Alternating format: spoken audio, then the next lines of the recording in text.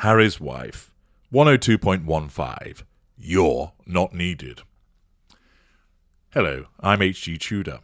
In parts passing, I showed how certain female members of the royal family closed ranks to shield Charlotte from the presence of Harry's wife.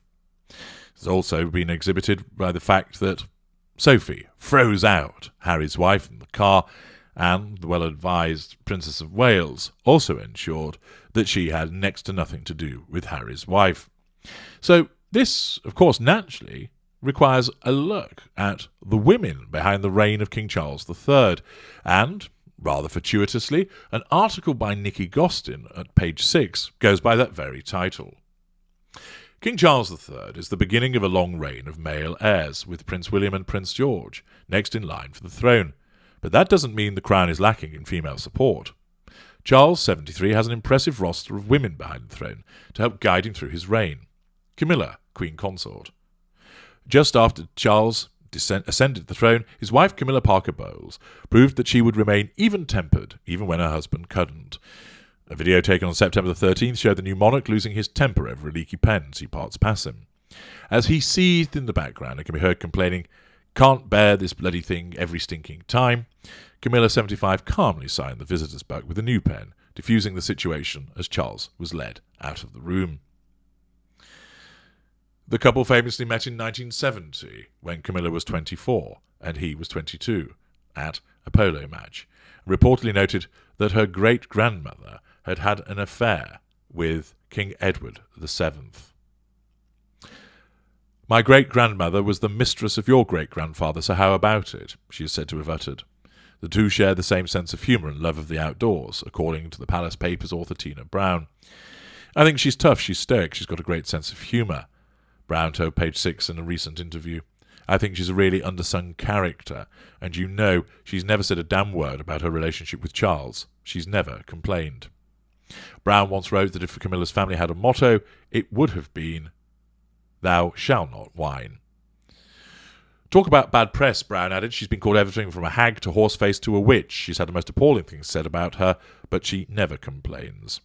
It seems in keeping with her character that Camilla suffered a broken toe and didn't say a word about it, while she accompanied her husband on a packed schedule of events earlier this month while mourning the king's passing. Camilla even managed to win the Queen over, who earlier this year announced that it was her wish that Camilla be known as Queen Consort, as she continues her own loyal service. Catherine Middleton, Princess of Wales. The newly crowned Princess of Wales, Prince William's wife, is the most powerful person in the royal family right now, according to Brown. "The monarchy is on the slim shoulders of the former Kate Middleton," Brown opined. "It all rests on her right now. If, for any reason, she thought, like Harry's wife, 'I'm out of here, I can do much better,' it would be a disaster. It would, I think, crumble at the moment without her, because she's the only modern, beautiful woman who's well-educated, substantial in herself, who's actually wanted to commit herself to the rigours of this institution," she continued. "Not many young women could do that." The Princess of Wales, 40, has also proven herself to be a peacemaker in the family. William, 40, and Charles have had a strained relationship over the years, but the Princess of Wales has helped them bridge their differences. According to the Daily Mail, it was Kate who planned and organised the family photo shoot for Charles's 70th birthday. The serious amateur photographer even took the now iconic photo of Charles resting his head on William's shoulder as the two broadly smile for the camera. Kate has also reportedly tried to act as a peacemaker between William and his brother Prince Harry, 38. Princess Anne. King Charles and his sister Princess Anne are only 2 years apart and were just toddlers when their mother ascended the throne. Their close relationship strengthened during their early years, as Queen Elizabeth and Prince Philip were often away on royal tours and engagements. There is only 2 years between the siblings, who have always been close, and Anne is likely to be a key confidant to the new king, with their relationship often compared to that of the late Queen and her sister Princess Margaret, a royal expert Katie Nicholl wrote in Vanity Fair. The Princess Royal, 72, is often called the hardest working member of the royal family.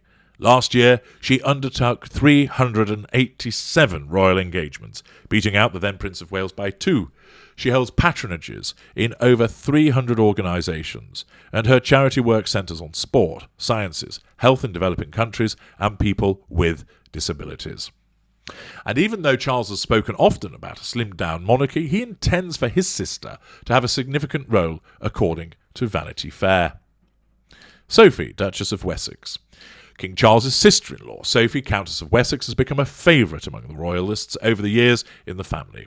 The wife of Queen Elizabeth's youngest son, Prince Edward, shared an extremely close bond with the late monarch and has even been referred to as her rock. And Charles seems equally comfortable with Sophie, perhaps mindful of the place she held in her mother's heart. When the then Prince of Wales came down with COVID for the second time earlier in 2022, it was Sophie who was called to stand in for him, visiting London's Shooting Star Children's Hospice. There are no scandals, royal expert Marlene Koenig said of the mother of two. She is happy to pick up new patronages and go out and fly the flag for the United Kingdom. I suspect Charles likes her again, because she is down to earth and she is dependable. Another royal insider who noted that the king must surely appreciate the close bond Sophie, 57, has forged with the Princess of Wales, who is said to admire the down-to-earth way she and Prince Edward have raised their two children. Sophie is incredibly empathetic, the insider explained. If you are a supporter of the royal family, you would hope that that would be a key relationship. And there we have 4 of the women that are behind Charles.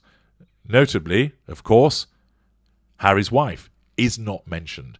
Once again, underlining the fact that she's on the outside and also demonstrating the qualities that all these individuals, despite them coming from a variety of types of person, that they are not behaving in the same way that Harry's wife does. That they behave in a manner whereby those of them that have it exhibit their emotional empathy, and others do so exhibiting their behaviours in order to support the monarchy, not to fight against it, not to do it down. But an article such as this underpins again the closing of ranks and the way, driven by different drivers of behaviour admittedly, but nevertheless driven by behaviours which cause an outcome of them closing ranks to protect the institution. 1 narcissist, 1 normal, 2 empaths in this grouping. Different types of individual, but with a common aim for different reasons, but to work together to protect the institution, as they all recognise, again for different reasons, why that institution matters and must be maintained. Harry's wife, of course, couldn't do that. She saw the institution as serving her, not the other way around. Her form of narcissism led her in that direction, with the situation that she finds herself in now.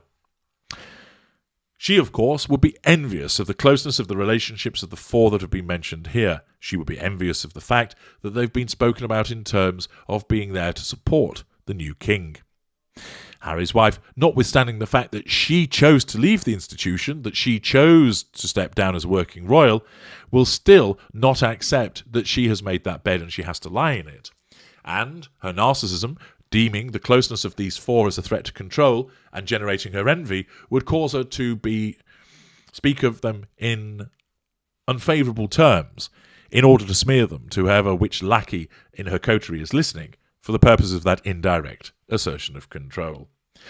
But this demonstrates once again that Harry's wife is no longer needed, is not wanted, and moreover, that the possibility of her getting back in is between slim and nothing.